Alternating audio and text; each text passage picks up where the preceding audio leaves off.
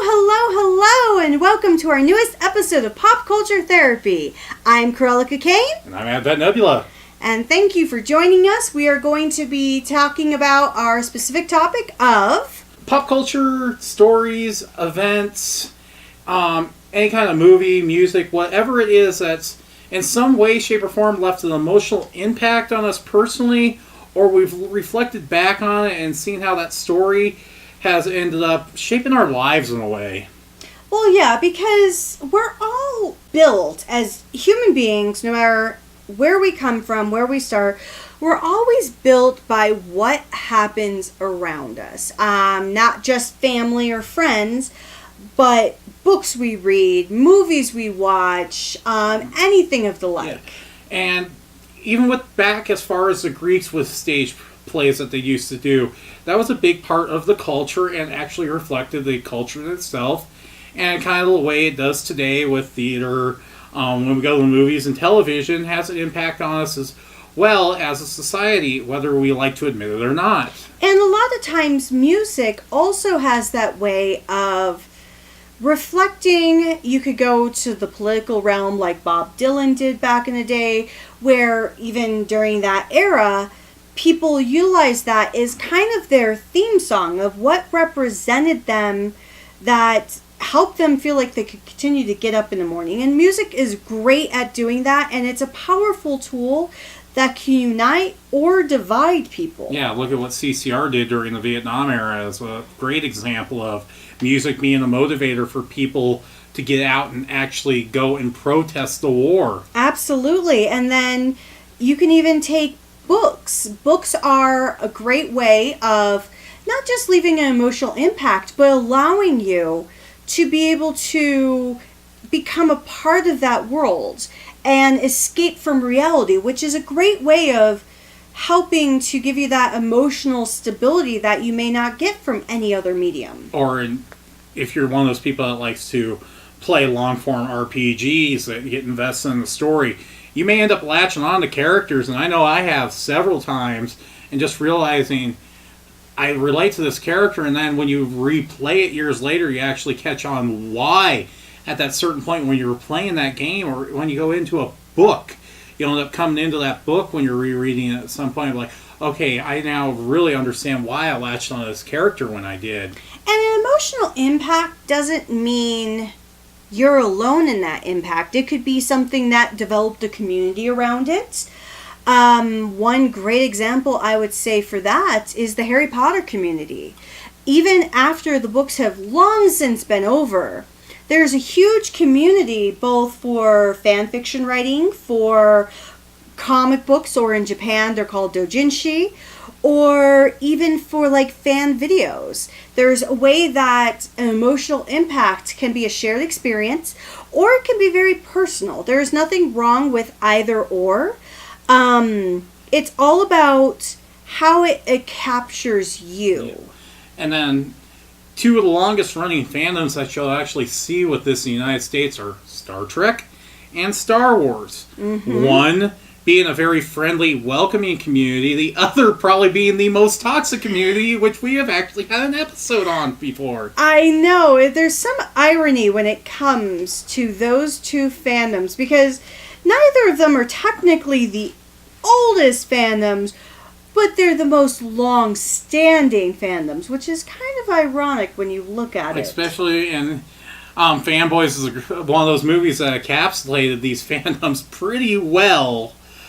And when you look at it, yeah, it's a comedy that pokes fun at both fandoms, but in a way, you kind of look back at it now and look at the Star Wars fandom as like,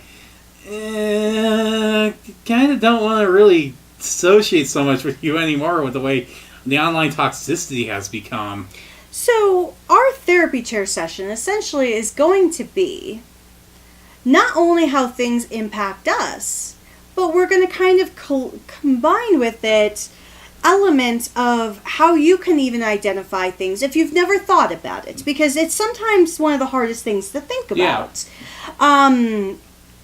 Starting with music, and it doesn't mean that we both have musical influences, but one of the bands that has always left an emotional impact on me from ever since I was a little kid, it's been something that whenever I feel anxious or depressed, or I kind of feel like I need that warm blanket, is the Beatles. The Beatles, their entire discography, has always been, and yes, there's probably a few songs I really don't like. I think every band has that. But for them, no matter what song I pick up, if I am ever feeling down, I could listen to any song in their discography and I feel like, okay, this works. And that's how the emotional impact is. And I kind of thank my mother for that because, well, my mother and my first stepfather, Marty, well, there are many, many terrible things about him as a human being, which that's going to be a future episode, probably just me because you don't have that luxury, which is probably a good thing. Good thing I am not on that boat. But nevertheless, they had such a love for music. And it helped me emotionally, which is kind of some of the cause of what they've done to me emotionally, as well as some of the effects, that I use music to help me become more, I guess, to become stronger in what I do. And for me, when it comes to music, which, if anybody's kind of followed me on social media, they see I kind of have a political side that I really don't let show through with the pop culture stuff.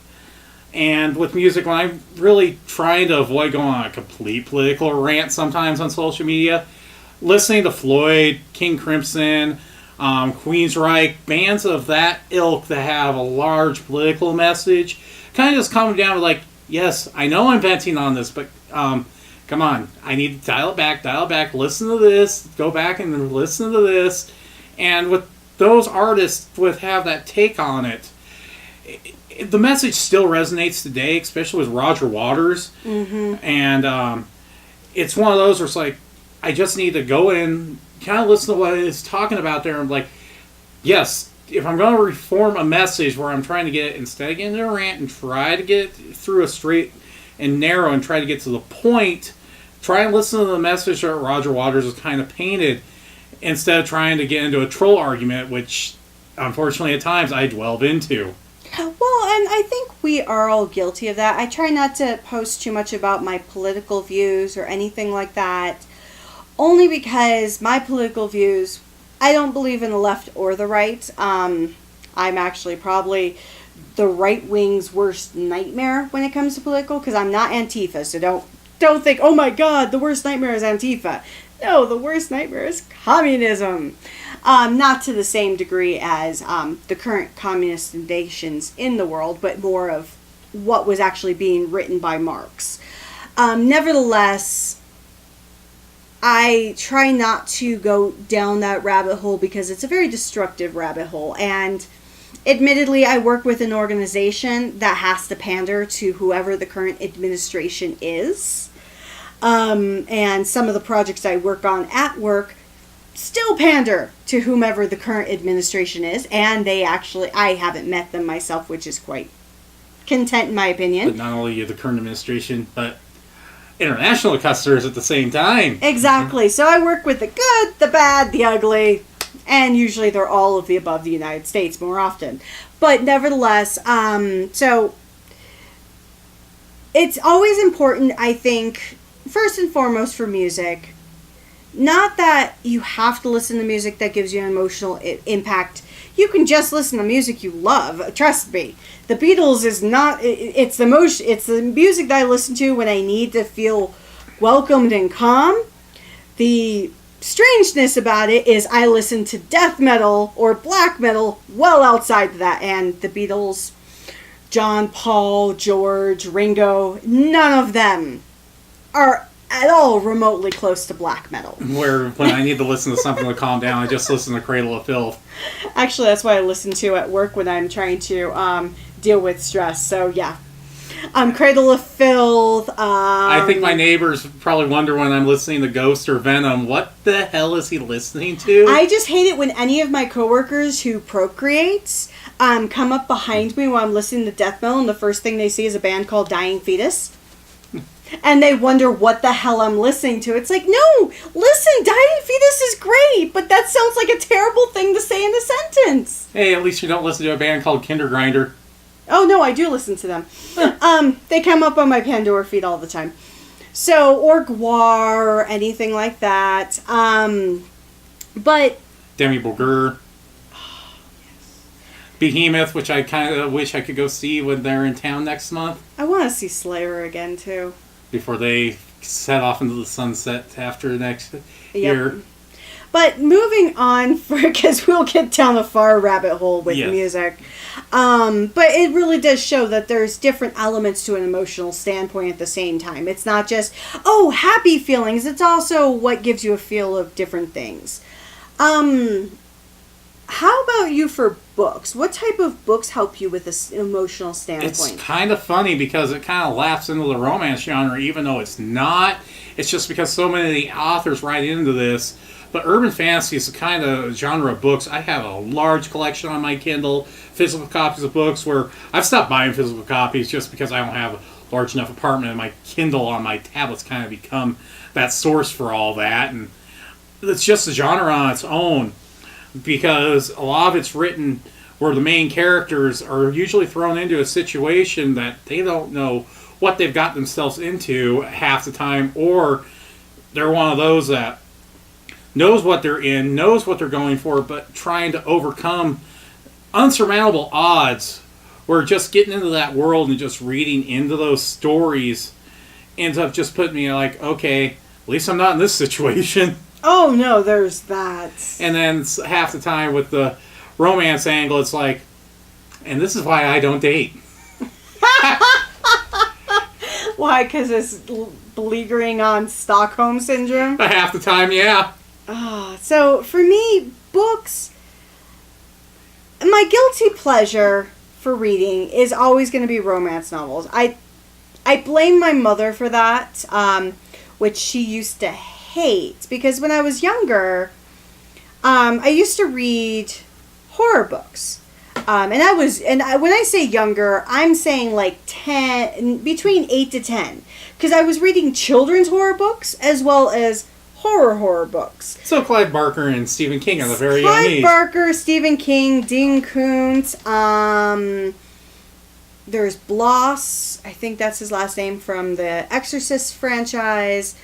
So I read tons of, and I'd read like children's horror type books as well, because you had Encyclopedia Brown that delved on elements of this, because I'm a little too old for Goosebumps. Yeah. Goosebumps happened when I was in high school. I still read Goosebumps, don't get me wrong, but I was older when that first came out. Fear Street is what came out when I was younger, which I read, which by the same author. Yeah, where you are for romance as a kind of a guilty pleasure, where I read hard sci-fi, which some people don't understand how I can read that for the guilty pleasure fun. And guilty pleasure fun, the reason that has an emotional impact on me, and I think for yourself with hard sci-fi, is it's a relaxing thing. You're not really putting yourself in the world. You're not getting invested. You're just enjoying it because it's taking you out of reality, but it's not putting you into the story as much as you need to. Whereas when you're reading horror books, or for me, I'm reading like Harry Potter or things like that, I'm getting involved in the story. While the books are written for a much younger audience than myself, but then most of the fans are my age. The reason I like it is because it kind of reminds me of things I dealt with as a kid, as well as kind of just looking at on the adult perspective at the same time. If this would be an incredible environment, not only for myself, but any children to be a part of. Kind of like the way I read through some of my urban fantasy stories, where it's like, God, I wish society could be in this way, even though it's kind of behind the shadows. Exactly. And so, moving on to the next topic, the reason why I started with music and books is because those are the common ones. Those are the ones that everyone is going to have something that derives an emotional impact. The ones that has a larger variety, not that books and music really don't, But usually the emotional impact is based on a genre rather than a specific title. Yep. When you get into movies or television, or even gaming, that's going to be sometimes more pinpointed to a specific title or a specific series or a specific game. So I would say, like, one of the specific series that has always left an emotional impact on me, and it's a newer series, which I don't know why it does it. Sadly, it's not gotten much love in the United States, which always depresses me because it's such an incredible series. It's called Itsura na Kiss, or it means mischievous kiss. And yes, it is a romance, not anime to a certain extent. I'm never going to deny that. And a K-drama as well. It's a romance anime, a K-drama, a J-drama, a Chinese drama, a Taiwanese drama. Asia loves this story. It's a story, I wouldn't say it's as old as time, but truthfully, no matter who the audience is, male or female, because I've met a ton of guys who have enjoyed the series as much as women. It's about kind of the element of opposites attract. It's not titled actually online as a romance series. It's actually titled as a slice of life because that's really what it is. It's one of the few anime series that starts when they're like 17 years old but ends when they're 30. So you're actually with these characters through a 26 episode anime series, or for some of the television shows it could be about maybe 2 or 3 years because it's a much shorter time frame, but you're actually for the even though the series itself is 2 to 3 years production, it's still about 10 years for in universe. But you're growing with these characters, and it's one of those series that whenever I need something to watch that I just need to feel like I get it, because there's so many things that happen in the show that I've experienced personally, I've dealt with personally, or I've seen it happen, and it just, no matter which version it is, because it's mainly Asia that you see it in, it's just so true to life. Another series for me that's the same way is Hanayori Dango, or it's Boys Over Flowers. I know I keep on saying romance-esque anime or live-action or manga series, but they're so much more than the traditional, oh, I love you, and that's it. Yeah, for me, I'm going to start in a little realm of something where I don't think I need to explain the genre or really go in depth, because they are pretty ingrained in our culture. But it's stage production, movie, and it's a story that a lot of people have been in there. Streetcar Named Desire is a story that's really left one of those impacts because it deals with mental health. Where, yes. Being somewhat of a sociopath, I can relate to where Marlon Brando's character is coming from in the play or the movie. But it really goes to show that when you can actually look at a character like that, who's not a very great character to actually project yourself into, but when you can relate to him and actually see your own flaws, and then put yourself back and go, oh my God, I really should reflect on some of the things I do and say. And if you've never seen or read A Streetcar Named Desire, I highly recommend it, because it's one of those stories that touches on mental health, alcoholism. And this was a story written in the 60s. No, it was the late 50s, early 60s Yes, is when the movie came out. So the movie version came out in the early 60s. The play came out in the late 50s. But when you can actually go into that and see that, it's like, okay, I need to take a step back and actually look at myself. Well, and I had to look it up for a second, because I'm like, I've seen this so many times, so I never actually conceptualized it. But Streetcar Named Desire is, I've only seen the movie once, which is kind of a disappointment because I love Marlon Brando, even though he's the most volatile actor in the known universe. So that's why the role works for him. But it always reminded me of like Cat on the Hot Tin Roof, Or, well, Tennessee Williams did a lot of stuff. A lot of the stuff from Tennessee Williams is because I'm one of those people that likes going to theater. I've always been able to resonate with a lot of Tennessee Williams stuff, even going back to the Glass Menagerie and looking at the way the forced arranged marriages on that, and the way my parents just keep forcing me, trying to get into relationships. Like, no, stop it. Well, and it's so beautiful in its chaos as well, because I have that fondness for so many movies. And movies are a harder thing when it comes to it, because when I look at emotional impact, there are a lot of classic films that really do it. I think for Kaiji Okami, one of his favorite films, even though he's seen it more recently, was Double Indemnity. The fact that there's so much betrayal that goes on between every person, it's kind of a reminder of, who do you really trust? How can you feel valued when nobody cares about another human being? I think for me, one of the movies that has always left an emotional impact on me, and the reason why it did it is because throughout my childhood, and this is why I say I'll go into a different podcast if I ever really wanted to get into my podcast series I was thinking about doing alongside this, called Coping with Depression, is, as a child, I never had friends my age. There, except for very few intervals until I got closer to high school, and even then, many of my friends were older than me, or mature enough where they could be on the same wavelength. And so it was hard for me to connect with other people. And I was very isolated, so a lot of things that I did is I would watch movies all the time. And since we didn't have cable, it would be on the public broadcasting stations, or whenever I got to visit my grandparents and get VHS tapes.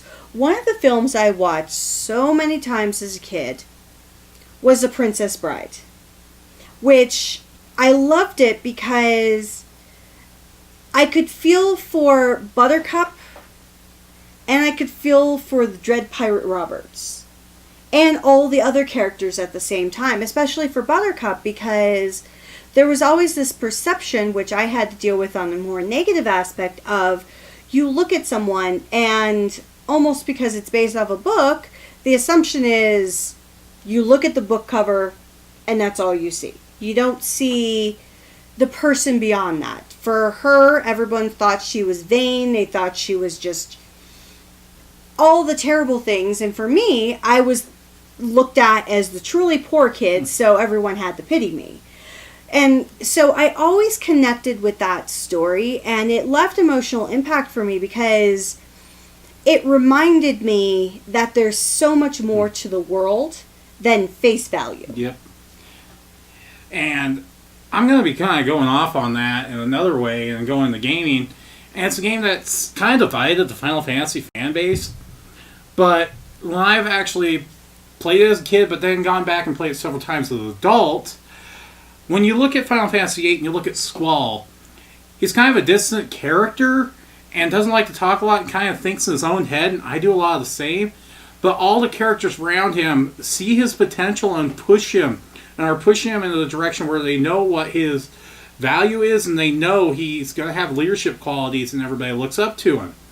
I didn't realize that people were doing that to me till later in life, and just starting to see it now. And even at times I still go, I'm not ready yet. People are pushing like, no, you need to jump into this, which I've just done recently again. I'm going into another position at work and another leadership position. And I've just come to realize, like, I undervalue myself the way Squall does, not realizing that he has a higher potential than what he's given himself credit for, which I do to myself. And I don't know if that's from trauma I had in my elementary and middle school years, or all the squabbling my parents did, and I kind of had to raise myself. But I've undervalued myself, and you see me do it all the time and say stuff at times. Oh, yeah. No, I really joke that the College Humor episode about the friend mom was made for me. But yeah, I really have come to realize that I need to actually, and I hate to use this analogy, but lace up the bootstraps and get my ass in gear. Well, and I think that's a great way of looking at it, because there's, for human beings in general, and I kind of feel like our emotional impact is almost like a therapy session for ourselves. Which is probably a good thing in a way, because it can lead other people to go and like, oh, okay. And yeah, and there's nothing to be afraid about it, even though I sometimes have a difficulty with therapists. But so it's a great way to look at that, because everyone undervalues themselves. I know I've been doing it for decades, and it's kind of one of those things of, depending on the individual themselves, you just either don't know how to communicate for yourself, or you just don't see the value of it, or you don't see the aspect of, why should I bother trying, because there's nothing to it. My grandfather was a great promoter of always giving everyone a chance to value themselves. But similar to myself, and I think I gained all of the elements of the classic depression, PTSD from him, is there was no value in ourselves in an individual. So I actually can see that so much, and I can see where you're coming from, because I do it to you all the time. I more often than not yell at other people to fix themselves versus anything else, which is because the you nature. know I'll get the motivation eventually to do it, where some people won't. Exactly. And so I think everyone looks at it, and that's why you have the opportunities that you get. And that's a great point when it comes to video games, because it's almost like a 2-for-1. It's an underrated Final Fantasy game that makes you feel like you're underrated, but it motivates you to make you remember that you're not. Yeah. So it's kind of like almost a great life lesson all in and of itself. And to think my video game experience would be Mario, and that has nothing on that. That's like so... you're intelligent, but that's such an intelligent way of looking at it. Yeah, I know it's more... This game's more remembered for its love story than Squall's eternal conflict with himself and not knowing where he should be going as a leader. Yeah, he's a natural leader, and he doesn't accept it. And at times I know I'm a natural leader, and I don't accept it at times. Just because sometimes I know I don't want the burden, but I have all the skills and trade needed, and other people that are higher up than me see it in me and know I can climb this corporate ladder. One of the series that has always given me confidence, very similar to something like that, just reminding me that there's so much more to the world, is actually something I watched as a kid, anime-wise. And I never really reflected on it until I got older. And that's actually, it's kind of funny to think about it, but it's actually Voltron. Because now the original has so much more to it, but when I was watching Voltron as a kid, I never actually thought of it as these 5 guys were doing all this stuff. I actually kind of resonated with Allura, just having to be that strong person who is feeling like they've lost everything. And when they redid Voltron, it was a great opportunity to have a revival of that feeling with the current Allura.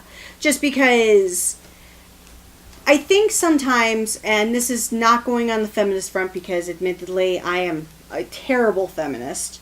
I'm more of one than you. Yeah, it's kind of funny that you're more of a feminist than I am, and I have the vagina. And kids, I know you're not too old because the internet exists. Yeah. But still, a lot of characters in the 80s, especially when it came to female characters, and this includes Josie and the Pussycats, it includes Jem, there was no, until you really got into the 90s with X-Men, there was no female characters that really did that strong female push that you could look up to and find to be a hero. Allura did it because even though she was sometimes the damsel in distress, she still was so strong about it. And she still did so much and sacrificed so much for her community. And then the other one, outside of Allura, that was like my huge, and she's still my favorite character, even though they ruined her in the movies, was Rogue. Rogue was always, outside of Allura, Rogue was definitely Number one on the hero that reminded me when I was scared to be around people and scared of that connection because I didn't connect with people very well as a younger person, which is kind of funny because I've always been that extrovert. So I'm not afraid of people, but I have social anxiety, the strangest of the two. So Rogue always reminded me because I always looked at her as the same type of character. She is super extroverted, super, super comfortable connecting with people on that communicative level. But when you have to put that, not just a physical relationship, I mean like an intimate standpoint, but a physical relationship where you are actually bringing them to you. That's where it came in, because I learned a lot from her as to be an extrovert but still have that distance where and it's that strange amalgamation of having barriers but not having barriers, if that makes sense. I can see where you're coming from. I've just never heard that analogy in a way. Well, and that's how I've always looked at Rogue, because look at her relationship with any of the other X-Men. She has such a great relationship. She has such a great camaraderie. You can see the extroversion of how she connects with everyone. But when you take it to a more intimate level where you actually want to give someone a hug or want to shake someone's hand or do anything that's normal, there's the barrier that comes up. For her, it's protecting others. For me, it was kind of protecting others as well, because there were times in my childhood where I did raise myself many, many times because of varying circumstances. But there are other times because I wasn't around as many children my age unless I went into a classroom, that it was like classroom with kids, classroom kids, classroom kids all throughout the school year who I could not connect with because I was either too smart for them or the economic level really caused that rift. And then all summer I'm not around kids. So I didn't have that consistent reminder of how to interact. Yeah, that's a real spin to put on it, but I can understand where you're coming from on that. And so I have to admit, when Rogue came to be a character in the X-Men franchise, when they made the movies in early 2000s, the first two movies I thought was, outside of certain elements, was a very good example of Rogue. And then when they did more with her, it ruined everything. Yeah. I'm going to go down for one more character, and I tend to have this where I like to have a relationship with people, but I also tend to be kind of that lone wolf aspect of a person that you kind of have to, kind of do their own thing, or you kind of have to shit or get off the pot in a way. But Spike Spiegel, I can relate to him in that aspect of, yeah, I'm going to go do my own thing because I want to kind of just be myself and not be around people, or when I am around people, I kind of have this tendency to do my own thing unless it's people I'm really close to, kind of like Spike in a way. But I do have some self-destructive tendencies, which I have massively riled back as I've gotten older. But in my 20s, boy, was I a mess. And I actually can see where I was coming from at times with that. Because I ended up actually having a couple years, about 3 months of rehab that actually cleaned me up and got me back on my feet. But I can see when I was younger and look back at it, I had a connection to that lone wolf aspect of, yeah, I'm just going to go with the flow and not give a shit and do the things I want to do and not really care where it leads to me, if it's self-destruction or not. I think the last thing I'll talk about that left an emotional impact on me that's kind of similar to many of the other things, and is actually a more recent movie, Howl's Moving Castle. This movie, kind of similar to the Streetcar Named Desire, especially if you've ever read the book Howl's Moving Castle. I think the movie does it so much more justice, though. is a great story, once again, about mental illness and about having confidence in oneself. The main character, she gets, if you haven't seen the movie, or even read the book, because it's almost a direct adaptation. It really is, but I think the movie helps it because there's so much more activity that goes with it. And it's able to capture the symbolism just talked about in the book in animated form. Absolutely. So the main character, she's more introverted and shy and doesn't have a lot of value of herself. And so she's tricked by a witch, turned into an old woman, which she feels matches exactly how she feels as a person. And I resonate with that on an emotional impact because, once again, there are many times I felt more mature than I was supposed to for my age. And it was the kindness and love, and not necessarily romantic love, but just love of another human person or human being to start, because persons are beings, that it kind of reminded me somewhat of my relationship with Kaiji Okami for so long that, well, it's not perfect because unfortunately mental illness does not get cured that easily, but it kind of reminds me of my relationship with him through Hell's Moving Castle, of how you have that individual that is in a way so immature, even though they're adults, but they rely on you and you're able to build that kind of give and take type relationship. Yeah, it really does show because Howell acts like a kid despite the fact he is a middle-aged man. I know. I love Howell too. He's so awesome. But it's one of those things that has always been important on just kind of demonstrating the story of our relationship in a way. Yeah, because Sophie is like this early 20s girl that, as you said, feels like she's an old woman, where Howell is a middle-aged man who still acts like a child. Oh, yes. And it's no joke. He acts like a early teen would act with some of the stuff he pulls. Especially when he does the same thing Kaiji Okami did one time with the hair. I was like, wow, this is almost like a step-for-step example of him. Yeah. But I think before we, because we could go all day. Yeah, we could night. go on for at least another hour on this, but I think there's so much importance of finding something that, as RuPaul always says during any of his or her, depending on how you want to connotate, if he his or is not in drag, is you always find your tribe by what you do. And your tribe doesn't have to be people. You sometimes prefer it to be people so you have those human connections. But sometimes it's utilizing pop culture of any medium to identify those human connections. Yeah, and the stories don't have to leave like a sad emotional impact on you, as we've discussed here. It's just when you find a character or a story or any kind of music or something that's going to have a message that's going to resonate with you, you're going to find it, and it's going to be something you're going to go back to time and time again. And you're going to come right back to it, and then, okay, now I see where this character or this author or this musician, where they were coming from.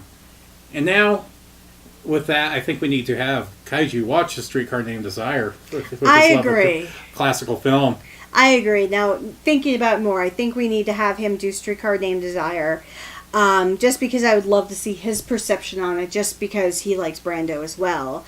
And I think the only thing I can say on the therapy chair session for all of you is think about what helps you. What speaks to you. It doesn't have to help you in a positive way. It could be something that just helps you relax. Or what inspires you. Or what's something that leaves such an impact on you that even if you haven't seen it in like 3 years, you could grab it, put it on, and remember everything and feel like you've just come home. Yeah.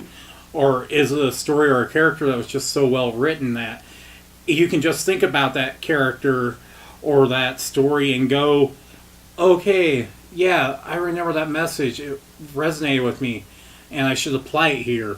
Tell us in the comments below if any story like that, any character, any music, any book, any form of media that you've encountered up to now how it's resonated with you or how it's ended up having that emotional impact on you. Yeah, I'd be very curious because it's great to hear other people's stories, because while we're doing this podcast where we're gaining an opportunity to share vocally what we're doing, we definitely want to know what you're feeling at the same time. And don't be afraid to even find us on Twitter or Facebook or any social media and let us know there what you think as well. And with that, we have plans coming up for October.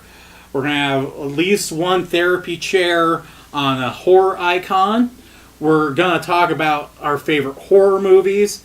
And before that, we'll at least have one more themed podcast episode before October rolls around. And we'll have our thoughts, because at the beginning of October, by then, we'll have a look at the new anime season. And the October slate of shows will be starting for their sweeps. So until next time, bye-bye. Bye!